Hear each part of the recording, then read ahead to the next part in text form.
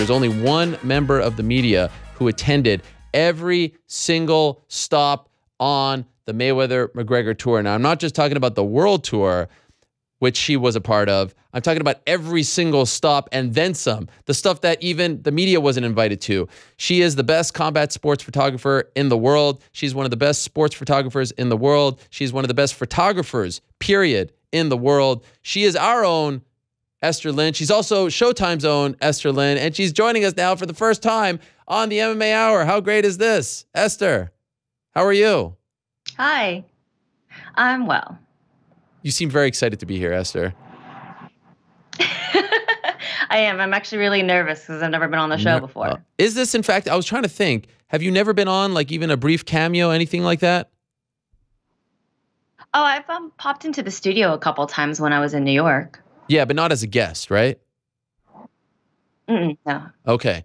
Well, it's a pleasure to have you. Congratulations on everything leading up to the fight, and of course your career in general, but you were all over the place. The photos were fantastic leading up. Photos were fantastic on the night. Let me ask you, you have had the pleasure of covering, at least at this point, every major UFC of the past, almost decade, and every other major MMA event, but in particular, as far as boxing is concerned, every major Showtime boxing event and the last few Floyd Mayweather events. Where did this one for you professionally stack up? I said it was the time of my life. I've never had more fun. For you covering it from a photo perspective, how did this one stack up? Oh, it was incredibly fun. This one was actually really great because I felt like for years when I was working in boxing, I've been with Showtime for about 8 years. And when I was working in boxing, I'd always tell people about MMA. And when I'm in MMA, I'm always trying to tell people about my boxing events. And the worlds never got to collide. And I felt like this was finally everybody that I know, getting to see them all together, getting to enjoy these big shows that I get to shoot. Because I've shot Mayweather's last 6 fights. And just being able to share that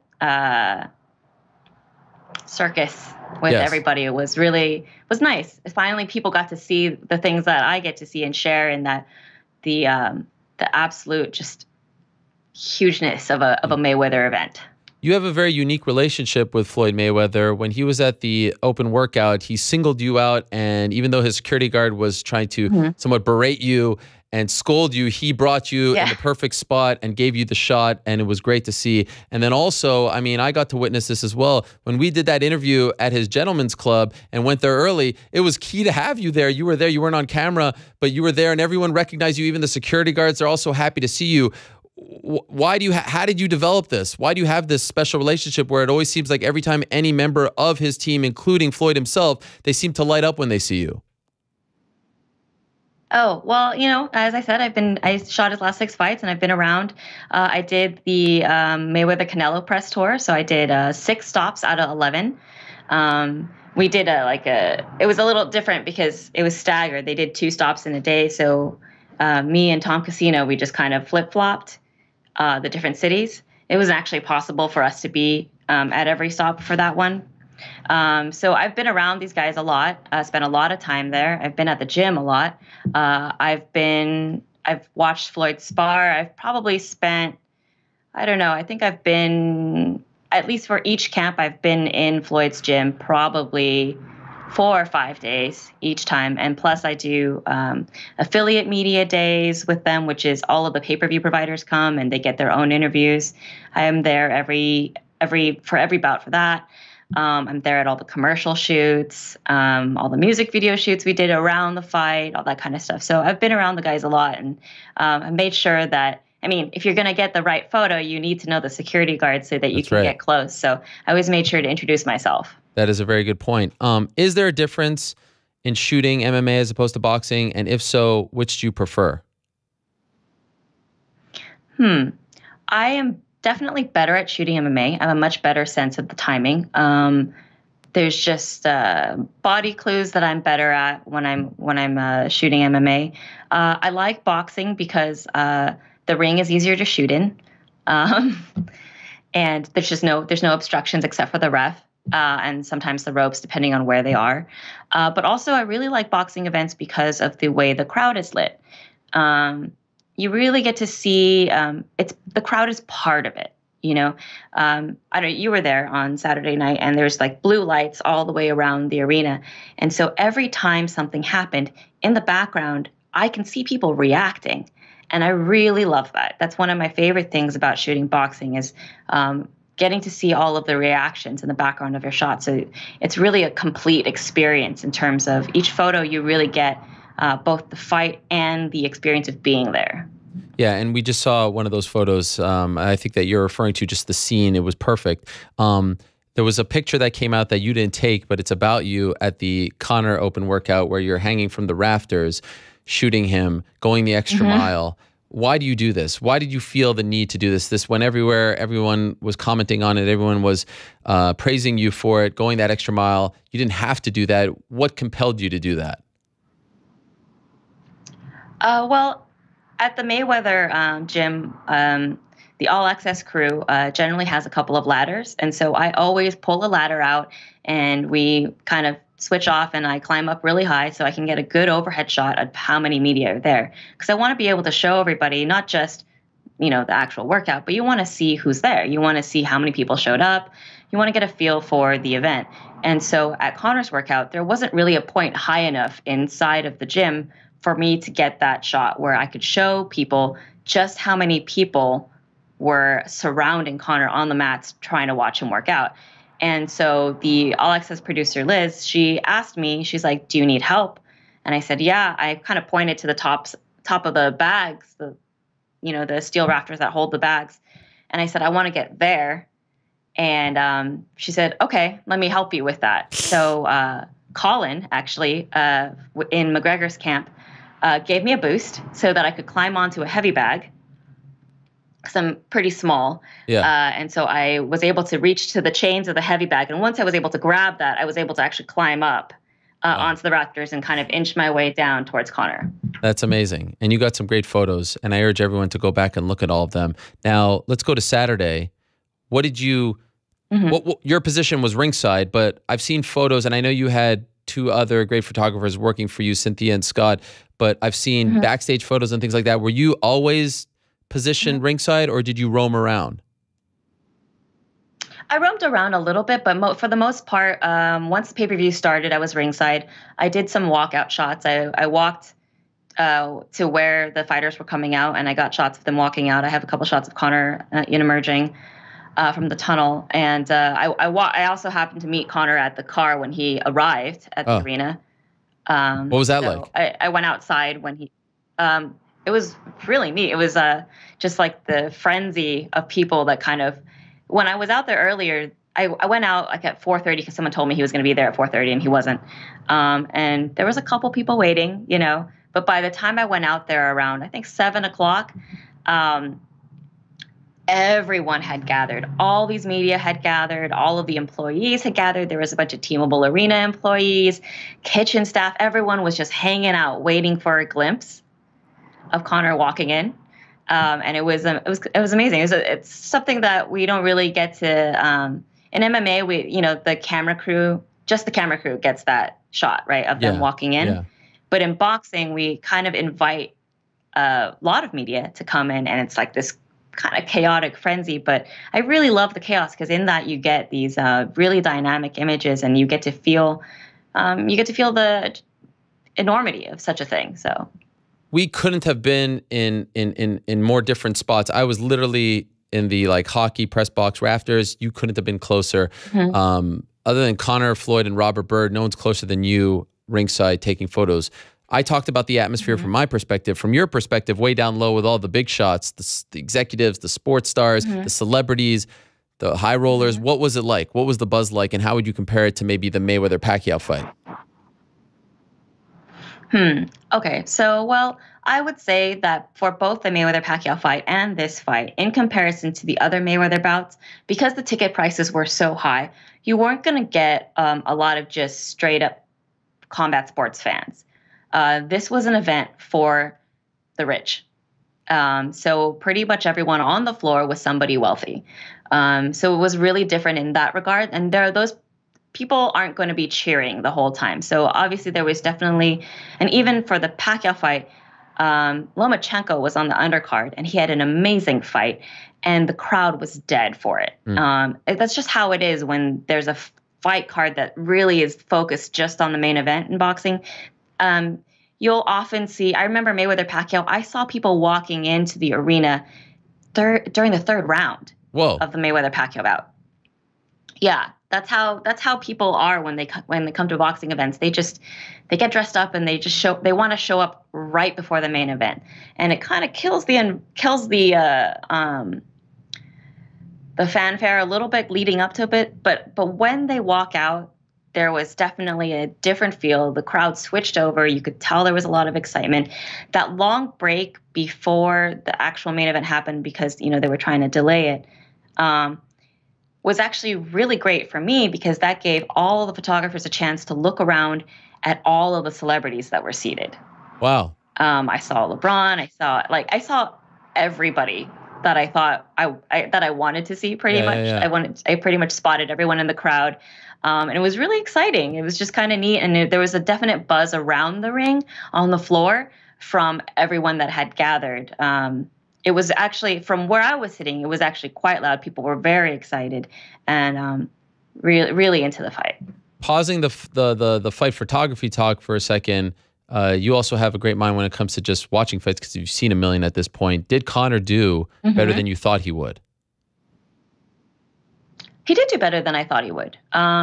He did better than I thought he would, although I will say, because I've watched Mayweather spar many times, he is the kind of fighter to give up the first couple of rounds to read someone.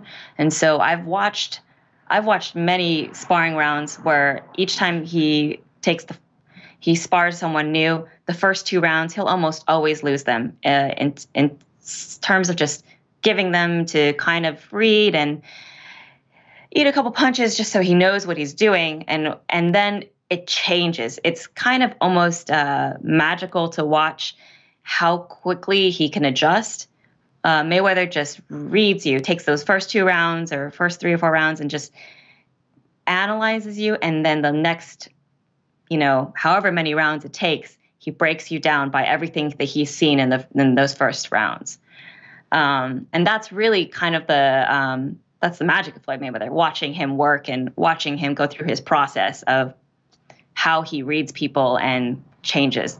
Now, throughout the fight, are you near either corner? And if so, could you hear what they were saying to either Floyd or Conor? I was seated I was seated pretty much in Floyd's corner because of the way they arranged the ring. Okay. So I had Floyd's trainers right behind me. Oh, wow. So they were yelling the whole time. Yeah. And Floyd's father was, I believe, the one in the ring with him in between the breaks. So he was the first, right? Could you hear, and they have a strange relationship. I mean, on Friday, when we were doing our show, the MMA Hour, he didn't even know if he'd be in the corner. He was still in the dark. He was seemed a little bit sad about the whole situation. Could you hear any insight that he was giving his son in the corner? He wasn't nearly as loud as in the corner. Once between rounds, he was going in there and just saying, "You're doing well," and things like that. It was during the actual fight, it was really difficult to hear him because the guy that was seated right behind me was extremely loud. Okay. And he was just yelling the entire time, "Get your feet right, get your feet right. All right. You don't have to let him into the fight if you don't want to," and things like that. So he was extremely loud. So It was actually really difficult to hear anyone else because he was pretty much yelling in my ear. Okay, fair enough. Do you have a favorite photo from the fight? I should have asked you this beforehand so we could show it. But I'm just curious if there is one that really sticks out from the fight itself. Well, I guess the one that came out first that we had posted of Floyd landing on Conor, as well half a second later when all the snot and spit and sweat's flying. Yes, that's probably my favorite action shot. And then I have so many shots of them afterwards, just congratulating each other and just giving respect to each other, and I really enjoyed all of those.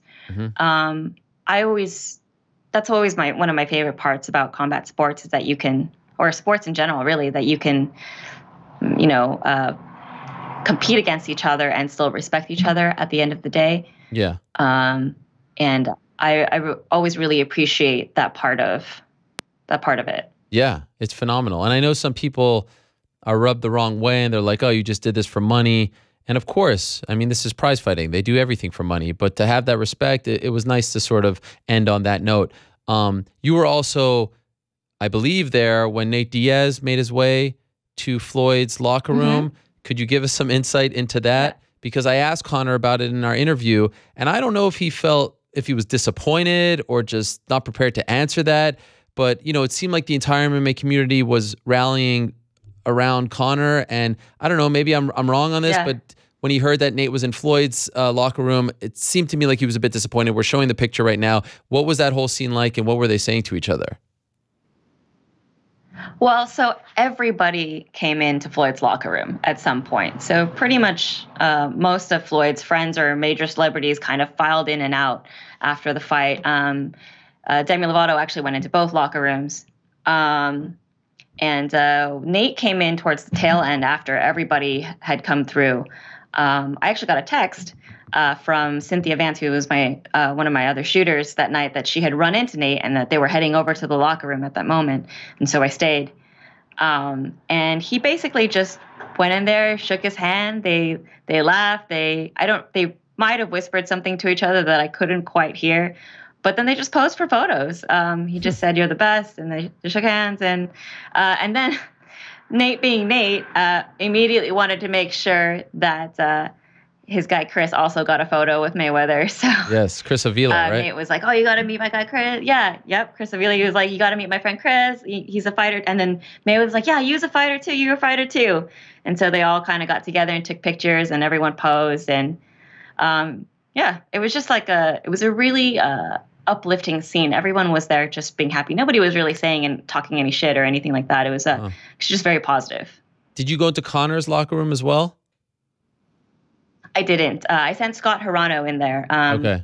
Just because, you know, he can't be in two places at once. So sure. He said that he was there for a while and that it was actually pretty good. And then at one point, I think they wanted to have like a private talk. So they, you know, everyone left. Okay. So. The photos, I talked about this on the show last week and throughout. Your photos throughout the whole tour were the best. You had the greatest perspective of them all because you were on the stage. That one in Toronto, I don't know if we have that one.